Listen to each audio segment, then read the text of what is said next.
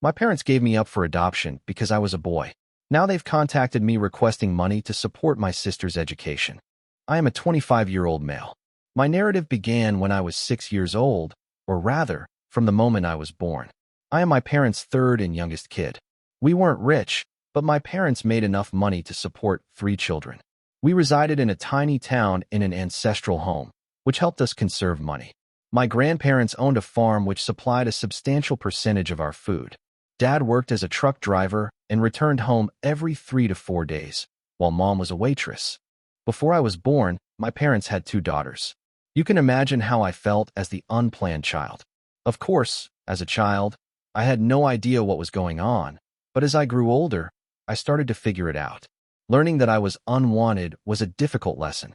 My parents wanted to get rid of me, but the doctor cautioned them against it owing to potential health dangers to my mother. My mother was really interested in having a daughter. Her explanation was simple. She wanted to avoid buying new clothes for me by reusing my sisters. My 2 sisters were close in age, so they could readily share clothing. They actually enjoyed it. However, when I was born a boy, my parents were extremely disappointed. They despised me for it. They dressed me in my sister's old clothes and even sent me to school wearing their abandoned uniforms. It was quite embarrassing. Although I was very young, I have vague memories of being teased for wearing a girl's uniform and having long hair. Any concerns I made were answered with a violent thrashing from my mother. I grew up in an environment filled with abuse and harsh words, much of which I didn't understand at the time. As I grew older and realized what they meant, I came to despise my parents. My father was marginally better than my mother, but because he was away most of the time, his treatment of me varied. Some days he appeared impartial toward all 3 of us, but on others, he was as harsh, if not crueler, than my mother. I won't say I was a perfect child. As I grew older and became more aware of their fondness for my sisters, I began to rebel. They always got the finest of everything while I only got leftovers. In response, I began to act out because I blamed them for my troubles. I was frequently grounded, sometimes harshly. There were several times when I had to prepare my own breakfast and went without dinner. Consider the pain of a 6-year-old going through that. One particular episode stands out in my recollection, and I believe it constituted a watershed moment in my life. I had been brutally bullied on the playground for masquerading as a girl. When I returned home, I learned that my mother had purchased new clothes for my sisters for the holidays. In a flash of wrath, I took a pair of scissors and turned their new garments into confetti. I know what I did was wrong, and I'm not proud of it, but my actions sprung from grief, not malice. Instead of attempting to comprehend my anguish, my parents considered my actions an unforgivable sin that demanded the worst punishment. They decided to place me up for adoption. They waited for a month, and no one wanted to adopt me. This rejection inflamed their rage even further. I was continually reminded of how useless I was and how no one wanted me. Some of the harshest comments I heard came from my mother, who said, "I wish I had done a gender check. I would never have brought him into the world." It haunts me that my parents despised me so much for reasons beyond my control. After some time, when there was no response to my adoption, my parents began discussing it with their friends and family. Dad knew someone in the next town who had a food truck with his wife. They were poorer than us, yet desired a child. They were in their late 30s and had been trying for over a decade without luck. Dad spoke with them, and they easily consented to adopt me. I recall Dad breaking the news to Mom and my sisters, and they were overjoyed to be rid of me. Dad also cautioned them that the couple was impoverished and I might not be able to attend school. Mom rolled her eyes and replied, "Who cares? Just drop him off tomorrow." I stood in the corner holding the curtain. Even though I despised my family, the prospect of abandoning them terrified and pained me. My eyes welled up with tears, but I refrained from crying aloud. They were so delighted, reveling in the moment, that they didn't know I was present. When Dad realized I was crying, he walked over, massaged my back, and said, "Pack your belongings. We'll leave tomorrow morning for your new family." That was the moment I couldn't hold back. I cried out, but it went unheard. I went back to my room, packed my belongings, and prayed that my new family would be less evil. The following day, Dad drove me to the next town. I don't remember how I felt during the drive. I wasn't crying. Perhaps I was simply numb. My new family's home was small, with only one room. They had transformed the warehouse into my bedroom. I had no complaints. At least they had made an effort to provide me with my own area, which I had never had before. At my previous home, I slept on a cot in the corner of my sister's room with only a little closet for my possessions. Even though the new room was smaller, it was comfortable.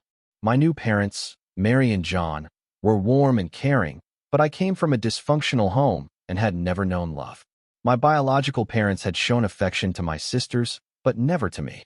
I questioned Mary and John's intentions and felt their kindness was fleeting. I tried not to become attached to them for fear that they would forsake me as well. You know, childhood trauma. It took me several months to discover that their love was genuine and not an act. Yes, my schoolwork was disrupted that year since my biological parents relocated me midterm, but Mary and John agreed to enroll me the following year. When I witnessed how hard they worked to save for my education, I fell in love with them. My adoption proved to be a blessing in disguise. My biological parents never returned after leaving me with Mary and John. Honestly, I was relieved. Here, I was treated like a boy, with no shame or criticism. Mary and John worked extremely hard, operating their food truck for 14 to 16 hours per day. Their truck was parked right outside their apartment, so I was never alone. I could see them from my bedroom window, and I ultimately began spending my days at the truck, assisting where I could. When I eventually started school, I concentrated on my studies while also assisting with chores whenever I had free time. When I was a little over 10 years old, I was assisting John at the cash register, and I turned out to be fairly brilliant at math. I learned about business and accounting at a young age. After high school, I wanted to run their food truck full-time, but Mary and John demanded that I finish college first. Despite their advancing age and frailty, they used their savings to pay for my schooling. I wanted to take over the business to reciprocate their generosity, but they convinced me that they could manage for a few more years and encouraged me to complete my college education. I enrolled in college to study business and accounting, hoping to make them proud. My graduation day was the best day of my life. John and Mary were over the moon. They even asked my biological parents to attend the convocation, but they did not show up. After college, I hoped to manage the food truck while Mary and John retired, but they had other ideas for me. They had acquired substantial savings and turned them over to me. This act overwhelmed me. John stated they could survive on their own for a few more years, but he didn't want to involve me in their business. He provided me with the money to start my own business. I didn't want to waste their hard-earned money, so I used my business skills wisely. I looked for a tiny local restaurant in a good neighborhood that was struggling with sales. After several rejections, I ultimately persuaded the owner to lease the property to me on a profit-sharing basis. I started from scratch, refurbishing the facility and creating a menu tailored to the likes of millennials and Generation Z. I focused on providing the greatest service to my consumers. Sales increased dramatically within a year, and I doubled my initial investment. For years later, I owned 3 cafes in town, all of which are successful. I moved Mary and John into a better apartment and obtained a little room for myself, as I'd been living with them up until then. I asked them to retire and get rid of their food truck, but they insisted on keeping it for their own satisfaction.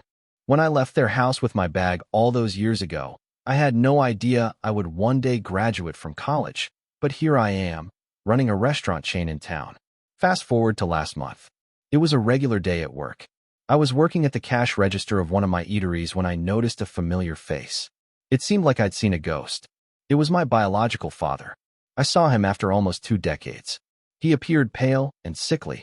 He stepped across the counter with a big smile and hugged me. I didn't say anything because the restaurant was crowded and instead escorted him to a corner. Seeing his face brought back all the traumatic memories from my youth. I couldn't have written about my past in such depth if he hadn't reappeared in my life. He expressed his pride in my accomplishment and happiness. I stood there stunned, unable to answer. He stated that he had been traveling by and saw John, who informed him of my success. He stated that he would bring my mother to meet me over the weekend. I remained silent, and he left shortly after. That evening, I told John that I did not want to meet my biological parents, who abandoned me because I was a boy. John and Mary were aware of my rough childhood. I wanted to flee and hide for the weekend, but Mary persuaded me to forgive them and move forward.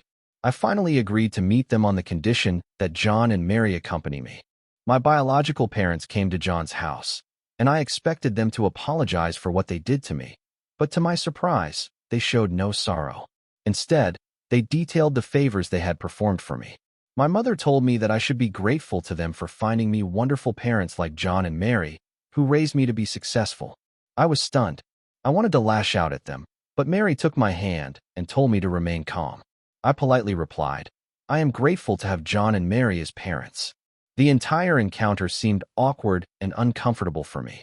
The next day, I got a call from my biological mother. I didn't recognize her voice. It was the first time she'd contacted me in 20 years. She was not phoning to reconcile. She asked for money. She stated that my father had lost his regular job and had been working on a contract basis for several years. She also lost her job since no restaurant wanted to hire a 50-year-old waitress. They were hurting financially. I inquired how much she needed. She replied $20,000 would be sufficient. She had borrowed the money from her friends over the previous 3 months to buy groceries and run the property. Her pals now wanted the money back, but she didn't have it. I hung up the phone, stating I'd think about it and get back to her. The truth is, no matter how much I despise them, I feel horrible that people are pursuing them for money. Sometimes I think she's simply taking advantage of me, but what if they really need help? I'd feel horrible letting them go through embarrassment, especially considering I have the money. Update 1. Thank you for all of your remarks and congratulations. People have different feelings about helping my mother with $20,000. I discussed it with Mary and John. Mary was pleased that I was considering assisting my biological parents, but she also advised me to be cautious. John stated that it was my money, thus the decision was mine, but he shared the same concern. What if they were attempting to manipulate my emotions? After much deliberation, I chose to seize my first and only shot with my biological parents. I transferred the money to her account. It felt nice at first to aid my family, despite the fact that they had mistreated me. But as I suspected, they began to exploit me financially, so I quickly recognized I had been correct in my caution. My mother called me back a week after I had sent the money. I responded with conflicting sentiments. She thanked me for my assistance and then stated, "Your sisters want to see you. When do you think you can make it?" For a time, I believed they truly wanted me back in their life. Regardless of all my parents did to me, I never despised my sisters. As a child, I may have been nasty to them, but I never blamed them for what happened. It was not their fault. I often wondered if my parents abandoned me because they were poor, not because they were nasty. I informed Mom that we could meet on Sunday and I would drive home, but she objected and said, "Why don't we meet somewhere outside?" I didn't think much of it at the moment, but agreed. She agreed to text me the place and time. However, after the call, I felt nervous. Why didn't they want me to come to their home? Yes, it doesn't matter where we meet, but after so many years, wouldn't you rather meet your family at home than in a restaurant? Later, she texted me information on an expensive restaurant. I didn't think about it at the time since I was still upset that they hadn't asked me home. When I got to the restaurant, they were already present. My sisters ran to hug me, and for a minute, I was overjoyed to see them after so many years. We were having fun catching up until the menu arrived. They began ordering the most expensive dishes on the menu. When they inquired what he wanted, my father smiled and replied, "Order the most costly one. My son is a big man now." That was a very petty thing to say. If John or Mary had said that, I would have been proud, but hearing it from my biological parents felt cruel and manipulative. There was little I could do. I sat there watching them enjoy themselves, knowing full well that they were draining my money. Yes, I did pay the bill too. I had wild thoughts about ghosting them before the bill arrived, but that would have been too cruel. Right then and there, I told myself I would never fall into their emotional trap again. I stayed cold for the remainder of the evening, and I doubt anyone noticed. When we were leaving, they did not invite me home. Instead, my older sister inquired, "So, where are we dining next?" I forced a smile and responded, "Nowhere," before waving them goodbye. When I returned, I told Mary about my greedy relatives. She was shocked. Mary, a gentle and independent woman, found their behavior troubling. She encouraged me not to act foolishly again and to concentrate on my life rather than worrying about others. I took her advice to heart. A week later, my sisters called, but I did not answer. My mother called, but I also ignored her. It has been 2 months since then, and they have stopped contacting me. I believe they finally received the message that I do not want them in my life. Update 2. Hello everyone. Thank you for all the love. As I indicated in my last update, I stopped responding to my sisters and biological parents after realizing they only wanted me for my money. My mother called me again recently after nearly 5 months. I noticed the phone ring and answered it on impulse. She began with small talk, asking about me and my career, but it sounded artificial and pretentious. I couldn't stand it any longer and inquired, "What do you want?" She took a deep breath and explained, "Your sisters had to drop out of college because Dad couldn't afford their tuition.